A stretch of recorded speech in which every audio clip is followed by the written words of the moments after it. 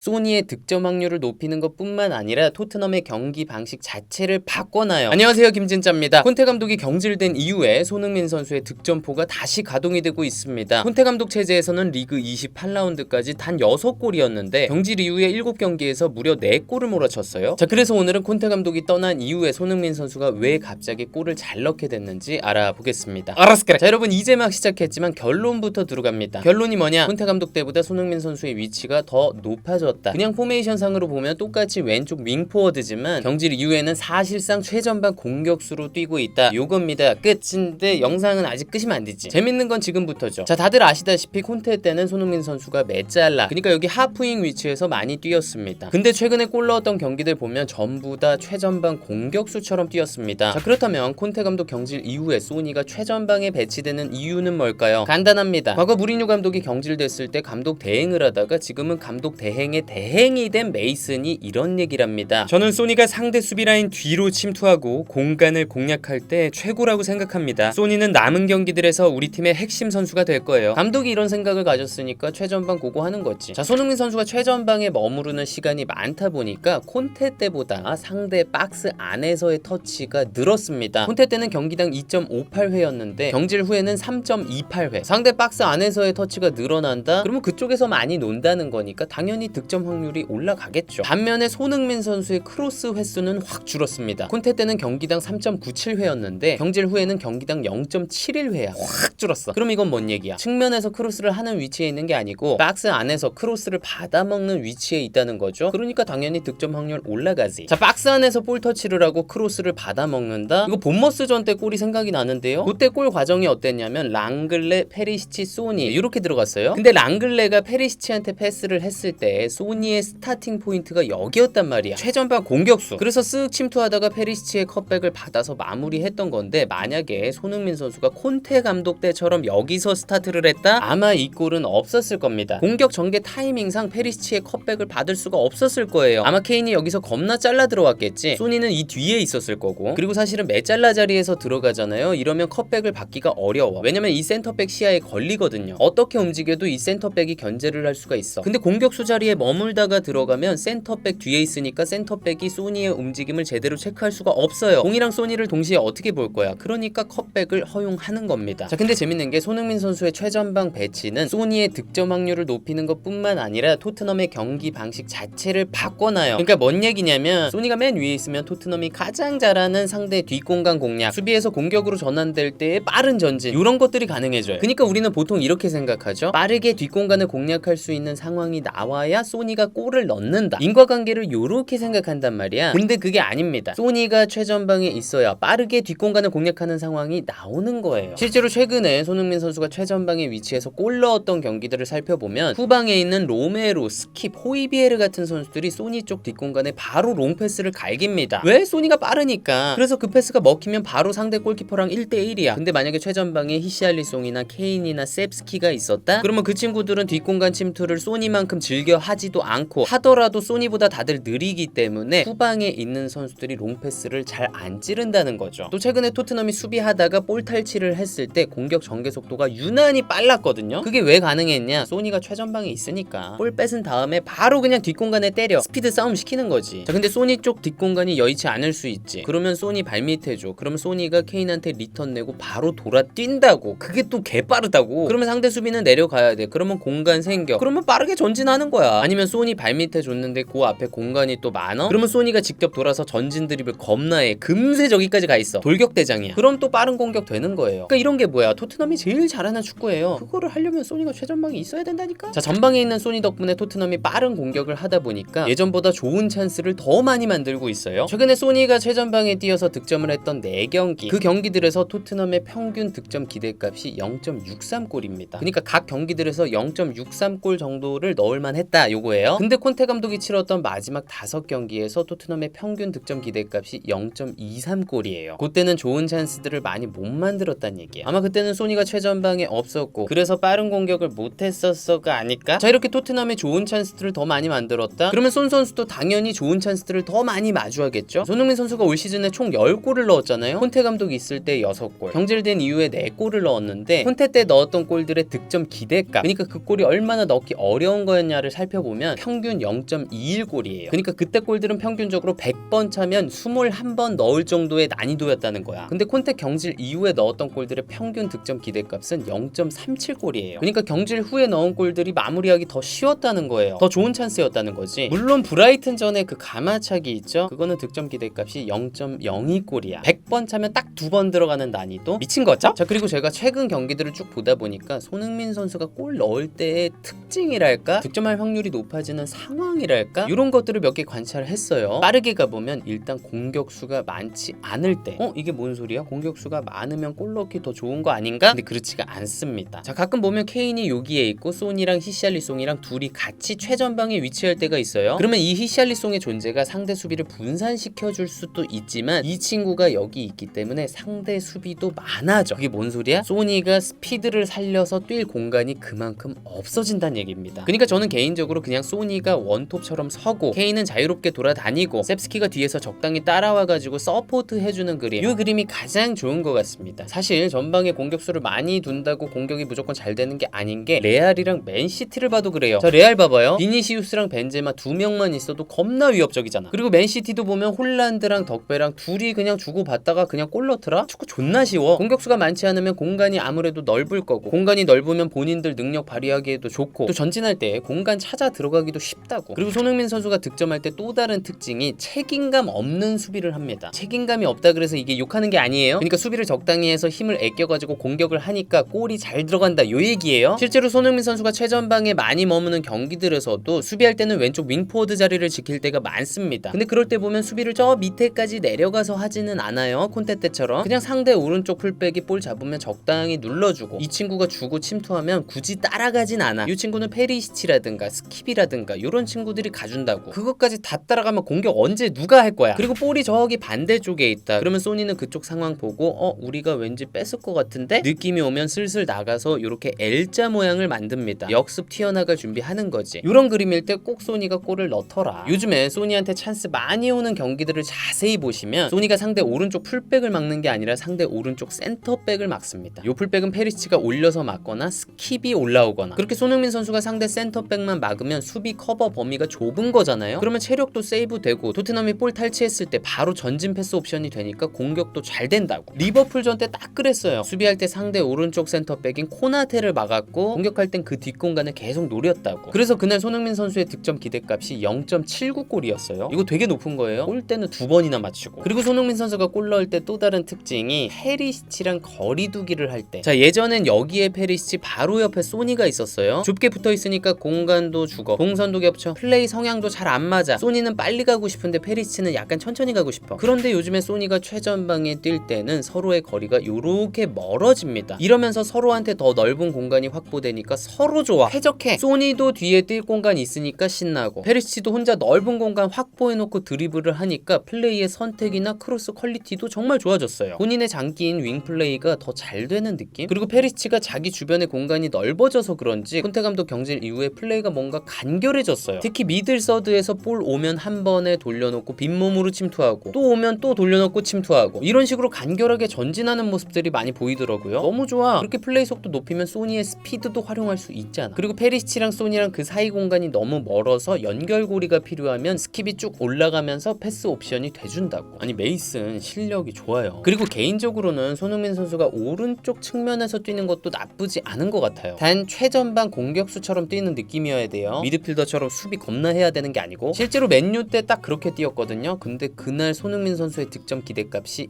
1.1골이었어요. 최근 경기들 중에 제일 높았다고. 실제로는 한 골 넣었고. 근데 그때 손 선수의 득점 기대값이 왜 그렇게 높았냐면 당시에 왼쪽 측면 공격이 되게 잘 풀렸어. 그래서 왼쪽에서 쭉 올라가면 소니가 대각으로 침투하면서 컵백 받아먹을 상황이 많이 나왔어요. 물론 실제로 공이 제대로 온 적은 없지만. 그리고 오른쪽에 있으면 그 밑에 포로, 로메로, 호이비에르 이런 선수들이 볼 처리가 간결하다고. 그리고 소니 뒷공간으로도 많이 찔러주고 플레이의 속도가 살아. 오른쪽 나쁘지 않아. 자, 그리고 재밌는 게 콘테 감독 경질 이후에 손흥민 선수의 득점은 늘었는데 팀 성적은 안 좋아졌어요. 이번 시즌 콘테 체제에서 리그 승률이 53%였어요. 근데 그 이후에는 28%로 떨어졌어. 경기당 실점도 1.4점에서 2.42점으로 늘었습니다. 자, 그러면 자연스럽게 이런 생각이 들죠. 아니, 손흥민을 너무 올렸어가지고 수비가 전체적으로 안 되는 거 아니야? 근데 제 생각에는 영향이 없진 않을 거라고 봐요. 왜냐면 콘테 때는 다들 수비를 열심히 열심히 하잖아. 수비적인 책임감이 좀 덜한 선수는 케인밖에 없었다고요. 근데 소니가 최전방 공격수처럼 뛴다? 수비적인 책임감이 덜한 선수가 케인, 손흥민 2명이에요. 이렇게 되면 당연히 수비가 약해질 수밖에 없죠. 이게 뒤쪽으로 연쇄적인 영향을 줄 거라고. 근데 제가 드리고 싶은 말씀은 요거예요. 실점이 많아진 걸 개선하려면 소니한테 내려와서 수비 열심히 하라고 할 게 아니라 수비수를 영입해서 제발 수비를 개선해야 되는 게 아닌가 싶은 거죠. 김민재 선수가 토트넘에 가진 않을 것 같은데 만약에 김민재가 토트넘에 온다고 생각해봐. 토트넘 무조건 포백 쓰면 됩니다. 로메로, 김민재. 아니 끝이야. 그러면 스위퍼 필요 없어지죠. 미드필더 한 명 더 넣으면 돼. 그리고 손, 케인 공격만 해. 네, 오늘은 이렇게 손흥민 선수가 콘테 감독 경질 이후에 득점이 많아진 이유에 대해서 알아봤습니다. 개인적으로 국뽕을 빼고 생각해도 손흥민 선수한테 좋은 게 토트넘한테도 좋은 거라고 생각합니다. 아니 어차피 케인은 어디다 놔둬도 개잘하잖아. 그러니까 소니를 잘 활용할 수 있게끔 판을 짜야지. 손흥민 선수가 득점왕을 했던 작년에 프리미어리그 4위 지켰죠. 또 챔스 준우승했을 때도 소니 활약이 대단했잖아요. 특히 맨시티죠. 근데 올 시즌은 손 선수가 작년보다 골을 못 넣었고 토트넘은 지금 6위야. 물론 10골 넣은 것도 말이 안 되게 대단하지만 소니가 못 넣으면 토트넘도 안 좋은 거야. 아무튼 손흥민 선수 앞으로도 골 많이 넣어줬으면 좋겠습니다. 파이팅! 네, 오늘은 여기까지입니다. 저는 또 다음 축구 컨텐츠에서 뵙겠습니다. 감사합니다.